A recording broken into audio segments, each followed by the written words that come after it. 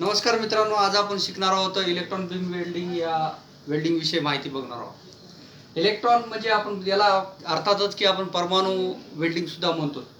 Beam म्हणजे एक खांब किंवा तुळई त्याला म्हटले जात असते। वेल्डिंग म्हणजे काय तर दोन समान किंवा असमान गुणधर्माच्या धातूला त्याच्या मेल्टिंग पॉइंट पर्यंत तापून दाब देता अथवा न देता जो जोड एकजीव केला जात असतो त्याला आपण वेल्डिंग असं म्हणतो। तर या वेल्डिंगच्या माध्यमातूनच म्हणजे इलेक्ट्रॉन बीमच्या माध्यमातूनच आपण या धातूचं जोडकाम करणार आहोत या वेल्डिंग पद्धतीमध्ये।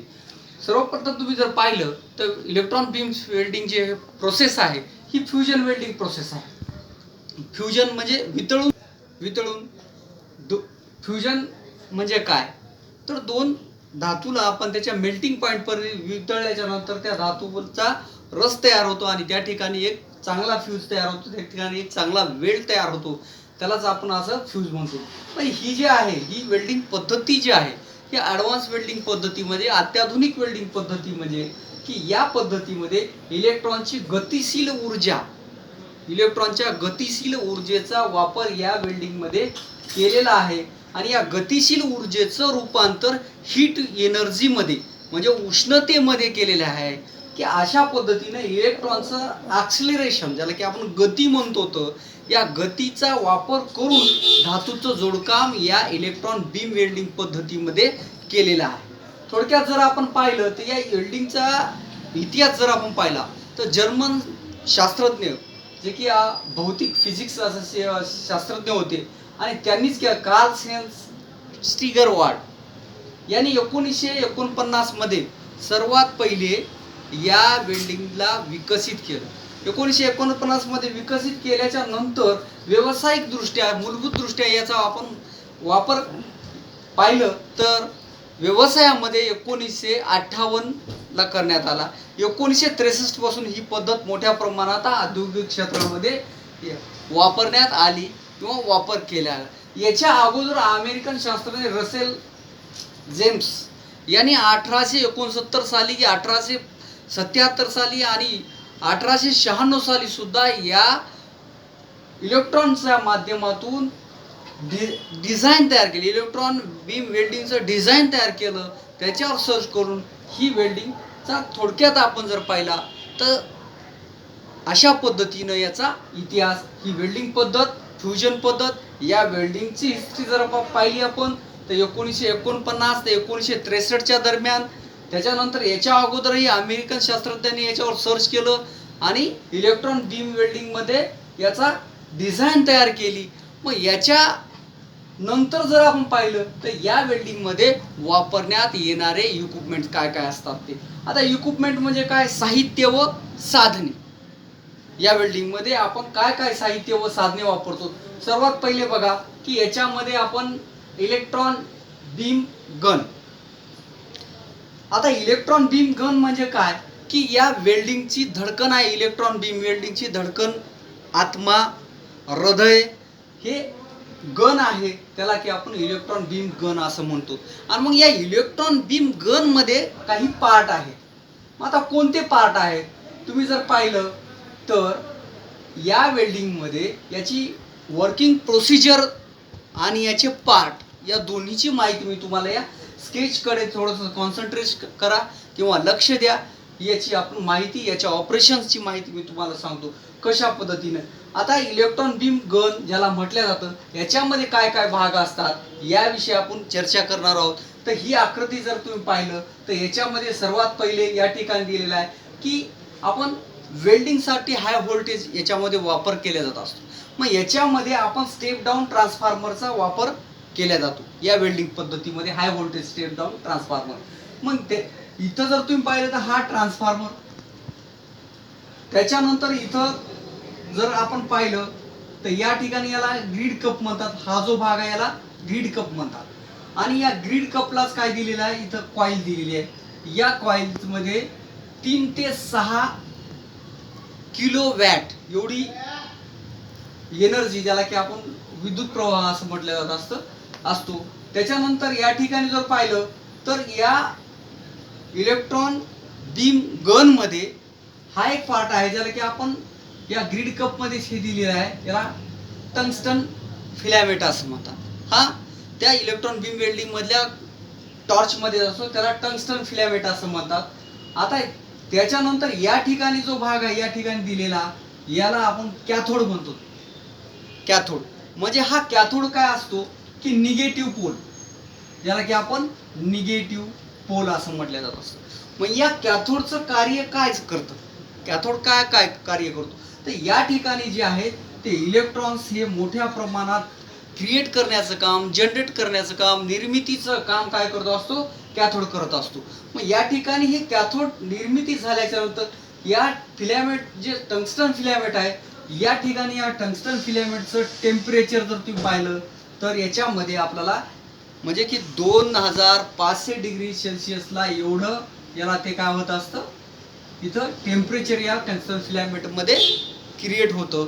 आणि मग परत काय होतं की याच्यामधून इलेक्ट्रॉन्स हे मोठ्या प्रमाणात प्रोव्हाइड होतात किंवा बाहेर निघतात, किंवा हे ॲनोड कॅथोड जो आहे हा कॅथोड काय करत असतो, इलेक्ट्रॉन तयार करण्याचं काम करतो. मग हा कॅथोडने इलेक्ट्रॉन्स तयार केल्याच्या नंतर तो काय करतो की या पुढे पाठवतो. म्हणजे हे जो भाग दिलेला आहे या जो पुढे पाठवण्याचं काम करतो, म्हणजेच कुठे की ॲनोडकडे. ॲनोड जनरली तुम्ही जर पाहिलं तर ॲनोड हा पॉझिटिव्ह पोल आहे. तर ॲनोड हा काय केला जात असतो की जॉबला लावलेला असतो. जसं आपण पाहिलं की साधी वेल्डिंग प्रोसेस मध्ये पाहिलेत तर जॉब तुमचा आहे पॉझिटिव्हला, जॉब पॉझिटिव्ह, इलेक्ट्रोड निगेटिव्ह असं जे असतो, जॉब पॉझिटिव्ह आणि इलेक्ट्रोड निगेटिव्ह. म्हणजेच की या ठिकाणी काय केलं की तुमचा जो इलेक्ट्रॉन्स तयार करण्याचं काम कोण करतो, इथं कॅथोड करतो निगेटिव्ह पोलला. आणि ज्याला की आपण जॉब असतो असं म्हटलं जात असतं त्याला आपण ॲनोड असं म्हटलं जातं. आणि हा ॲनोड काय करत असतो, पॉझिटिव्ह पोलला आहे. आणि हाच ॲनोड जर पाहिलं तर इलेक्ट्रॉन्सला गाईड्स करण्याचं काम करत असतो. गाईड्स करण्याचं काम, मार्गदर्शन करण्याचं काम हे ॲनोड काय करत असतो. आणि तुम्ही जर पाहिलं कॅथोड आणि ॲनोड या दोघांच्या मध्ये पोटेन्शियल डिफरन्स जर पाहिला तुम्ही तर 50 किलोवॅट टू 150 किलोवॅट इतका पोटेन्शियल डिफरन्स ॲनोड आणि कॅथोड मध्ये निर्माण होतो. मग या ठिकाणचे उच्च वेगानं जे इलेक्ट्रॉन्स निर्मिती होते, इलेक्ट्रॉनची निर्मिती होते, ही इलेक्ट्रॉनची निर्मिती या ठिकाणी काय होतं, इथं झाल्याच्या नंतर या टंगस्टन फिलामेंट मध्ये तयार झाल्याच्या नंतर या कॅथोड मधून हे काय होतात, इलेक्ट्रॉन्स या ठिकाणी या इकडे त्याचा मार्ग करतात किंवा मार्गक्रम करत असतात. आणि हे मार्गक्रम करत असताना या इलेक्ट्रॉनचा मार्ग चुकूनही त्याला गाईड्स करण्याचं काम कोण करतं, हा ॲनोड करत असतो. मग या ठिकाणी या ॲनोड पर्यंत आले की मग पुढची जे हे आहे तो म्हणजे भाग की या ॲनोड पासून पुन्हा काय होणार, ते इकडे येणार कुठे की या डायफ्रेम मध्ये. आता ही डायफ्रेम काय काम करते, तर डायफ्रेम ही टंगस्टनचीच असते.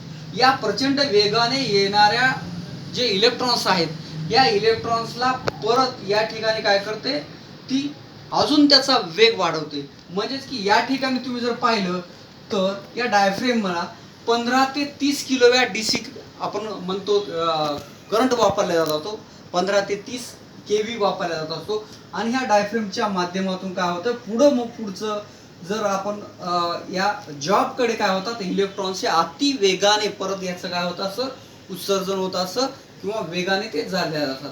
आता या ठिकाणी जो हा भाग दिलेला आहे याला काय म्हणतात की ऑप्टिकल व्हिविंग सिस्टीम.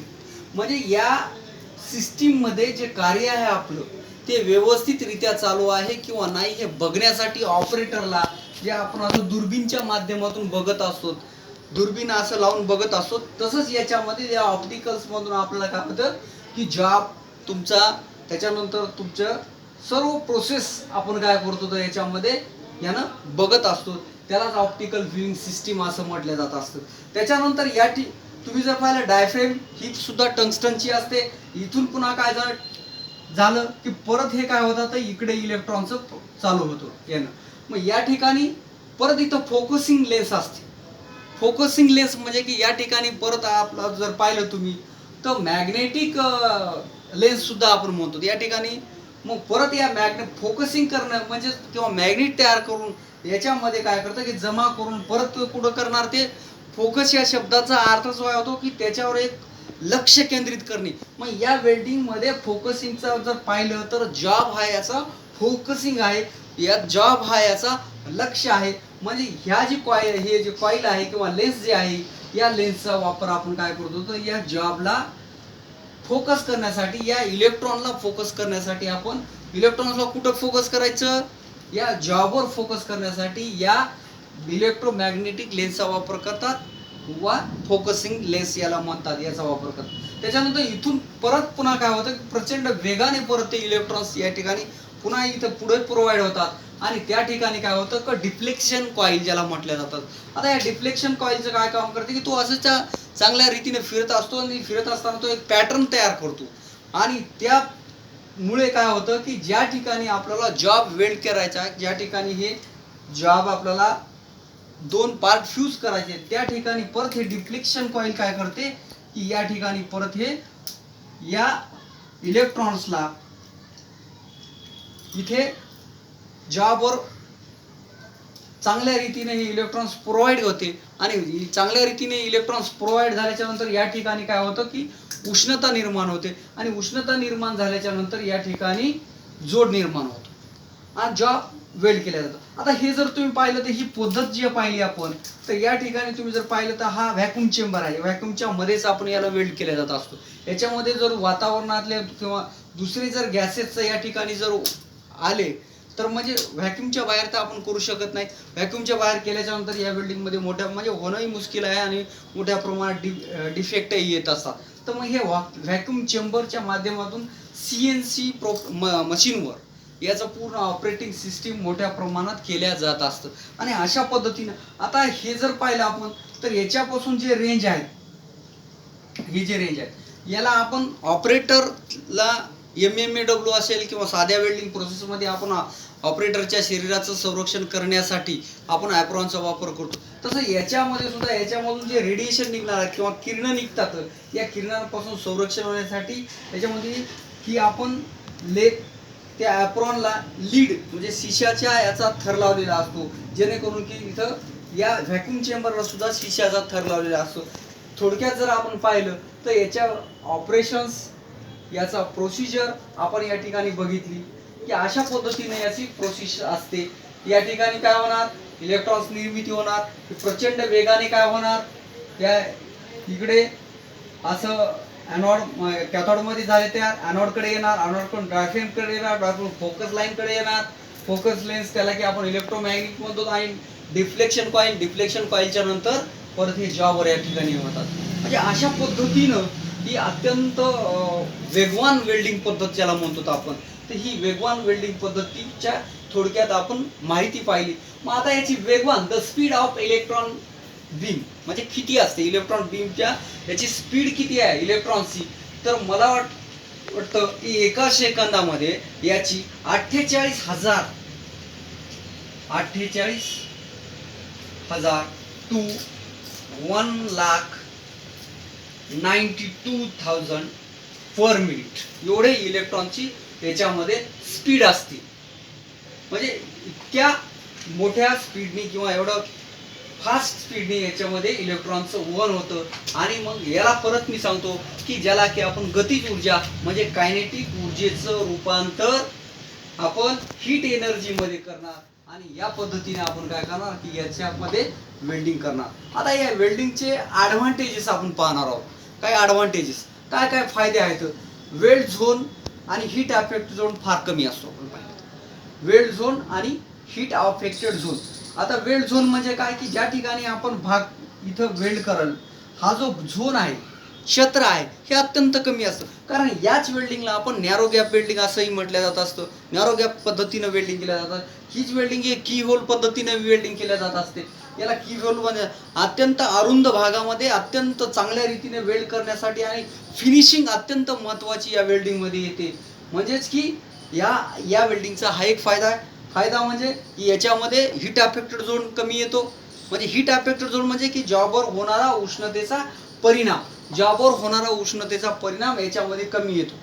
आणि जॉबवर उष्णतेचा परिणाम कमी होत असताना जर होत असेल तर मग मात्र डिस्टॉर्शन सुद्धा काय होतं याच्यामध्ये कमी प्रमाणात येतं, स्मॉल डिस्टॉर्शन येतं. तुम्ही जर पाहिलं तर याच्यामध्ये 100 mm जाडीच्या प्लेटला म्हणजे 100 mm च्या जाडीच्या प्लेटला एका पासमध्ये वेल्डिंग करतो. एक पास म्हणजे की एक रन, एका रनमध्ये आपण याला 100 mm च्या प्लेटला वेल्डिंग करतो.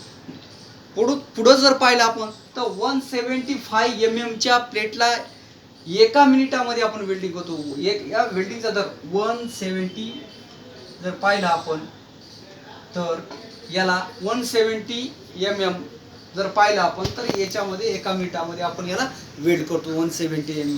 हे आज त्याच्यानंतर दुसरं जर पाहिलं आपण तर याचा एक फायदा की डीप पेनिट्रेशन याच्यामध्ये फार मतलब पेनिट्रेशन म्हणजे भेदन म्हणजे की तुमचं मेटल हे काय होतं की आतमध्ये जॉबला खोलीपर्यंत वेल्ड होणे, यालाच आपण काय म्हणतो की डीप पेनिट्रेशन. हे डीप पेनिट्रेशनसाठी म्हणजेच की नॅरो गॅप वेल्डिंग पद्धतीसारखी डीप पेनिट्रेशन याच्यामध्ये येतं. त्याच्यानंतर दुसरं जर पाहिलं तर याची स्पीड फार हाय आहे, हाय वेल्डिंग स्पीड या वेल्डिंग पद्धतीची. त्याच्यामध्ये याच्यामध्ये पोरॅसिटी नावाचा दोष हा कमी येतो किंवा येत नाही.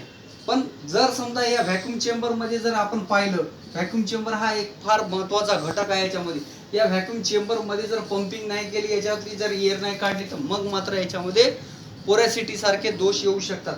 मग पोरॅसिटी म्हणजे काय? ही पोरॅसिटी म्हणजे की गॅस पॉकेट, पिन होल म्हणजेच की वेल्ड बीडच्या मध्ये टाचणीच्या आखेड सारखे बारीक बारीक जे छिद्र येत असतात त्यालाच आपण पोरॅसिटी म्हणतो, त्यालाच आपण गॅस पॉकेट म्हणतो, त्यालाच आपण सचिद्रता म्हणतो. मग हा डिफेक्ट्स येण्याचे याच्यामध्ये चान्सेस असतात. पण याच्यामध्ये जर याच्यामध्ये पंपिंगच्या माध्यमातून आपण याच्यामधला एअर पूर्ण काढल्यानंतर याचं जे दाब श्रेणी आहे 10, 1 to 10 PA एवढं याची दाब श्रेणी आहे. या त्या दाब श्रेणीच्या याच्यामधून माध्यमातूनच याच्यामध्ये कुठल्या प्रकारचा आपण काय डिफेक्टला म्हणजे की डिफेक्ट येऊ नये हा या मागचा उद्देश असतो. आणि हे लिमिटेशनमध्ये असतात. व्हॅक्यूम चेंबर ह्याचे लिमिटेशन आहेत किंवा साईज आहेत. त्या साईज किंवा व्हॅक्यूम चेंबर ज्या साईजमध्ये आहे त्याच साईजमध्ये आपण याच्यामध्ये वेल्डिंगचं काम करू शकतो किंवा याच्यामध्ये वेल्डिंग करू शकतो. दुसरं जर पाहिलं तर याचे तोटे आपण पाहिले तर ही अत्यंत महागडी वेल्डिंग पद्धती आहे. या देखभालीचा खर्च अत्यंत आहे आणि याच्यासाठी जो ऑपरेटर लागणार आहे तो ऑपरेटर म्हणजे प्रशिक्षित असणं गरजेचं आहे. आणि दुसरं म्हणजे हे ने-आण करण्यासाठी फार अवघड आहे. त्याच्यानंतर ही जी वेल्डिंग पद्धती आहे की स्ट्रेट लाईनमध्ये चांगल्या रीतीने वेल्ड करते. पण आपण जर पाहिलं की स्ट्रेट लाईन व्यतिरिक्त दुसऱ्या जर आपण नागमोडी वगैरे आपण म्हणतो व्हिविंग ज्याला म्हणतो त्याच्यामध्ये कमी म्हणजे वापर त्याचा कमी आहे. आणि याचे इक्विपमेंट सर्वात जास्त आहे, मेंटेनन्स खर्च जास्त असल्यामुळं आणि हे पूर्ण जर आहे पाहिलं आपण तर CNC आधारित वेल्डिंग प्रोसेस असल्यामुळं मशीनवर असल्यामुळं ही वेल्डिंगचा आपल्याला जास्त प्रमाणामध्ये काय असतं की जास्त प्रमाणामध्ये आपल्याला याचे तोटे आपल्याला आहेत. त्याच्यानंतर दुसरं जर पाहिलं याचा उपयोग जर पाहिलं तर टिटॅनियम सारख्या धातूला, झिर्कोनियम सारख्या धातूला, मेडियम सारख्या धातूला हे वेल्ड करण्यासाठी याचा वापर केला जात असतो. म्हणजे हे अत्यंत महत्त्वाची वेल्डिंग पद्धती आपण आज या प्रकरणात अभ्यासली. त्याच्यामध्ये जर पाहिलं आपण तर 15 kW म्हणजे किलोवॅट आणि 50 mm चा काय झाला धातू. तर एका मिनिटामध्ये तो किती होतो की 175 mm म्हणजे ही आपण याला किती घ्यायला होतो 15 kV घ्यायला होतो. 50 mm जाडीची थिकनेस आहे त्याला घ्यायला आणि ती 175 mm याची एका मिनिटामध्ये वेल्ड करतात. अशा पद्धतीनं या वेल्डिंगचा अभ्यास औद्योगिक क्षेत्रामध्ये याचा एरोस्पेस इंडस्ट्रीमध्ये मोठ्या प्रमाणात वापर केला जात असतो. त्याच्यानंतर तुम्ही जर पाहिलं टर्बाईन सारख्या ब्लेड सारख्या धातूला वेल्ड करण्यासाठी या वेल्डिंगचा मोठ्या प्रमाणात औद्योगिक क्षेत्रामध्ये वापर केला जात असतो. तर आज आपण बघितलं इलेक्ट्रॉन बीम वेल्डिंग या वेल्डिंग विषयी माहिती बघितली, या वेल्डिंगचं स्पीड बघितलं, या वेल्डिंगची आपण ओळख बघितली, या वेल्डिंगचा थोडक्यात आपण इतिहास बघितला, या वेल्डिंगमध्ये वापरण्यात येणारे टूल्स आणि इक्विपमेंट्सचं पाहिलं आणि याच वेल्डिंगचं कार्यपद्धती कशी असते, कशा पद्धतीनं कार्य केलं जात असतं याचाही आपण अभ्यास केला. जर या आकृतीकडे आपण पाहिलं मित्र, तर आपल्याला असं परीक्षेला असं येऊ शकतो. उदाहरणार्थ हे जे आहे आता हा खोडला व्हॅक्यूम चेंबर, आता इथला खोडला आणि इथं काय केलं एक्स येतो. बाकी तुमची अशी स्केच असते. मग याच्यामध्ये काय विचारलं जात असतं की स्केच में जो एरोला मार्क केलेला आहे हा एक्स दाखवला, हा काय आयडेंटिफाय करतो. तर मग याचे ऑप्शन येऊ शकतात. Vacuum chamber, deflecting coil, focusing coil, diaphragm, असे 4 ऑप्शन येतात. तर त्याच्यापैकी एक्स म्हणजे की व्हॅक्यूम चेंबर असा या आकृतीचा सुद्धा प्रश्न विचारला जात असतो. आणि आकृतीवर आपण स्टडी करायला पाहिजे. या सर्व वेल्डिंग पद्धतीची अत्याधुनिक वेल्डिंग पद्धत इलेक्ट्रॉन बीम वेल्डिंग विषयी आपण सविस्तर या प्रकरणात माहिती पाहिली. परत आपण एका नव्या प्रकरणाशी पुढच्या लेक्चरमध्ये भेटू. धन्यवाद.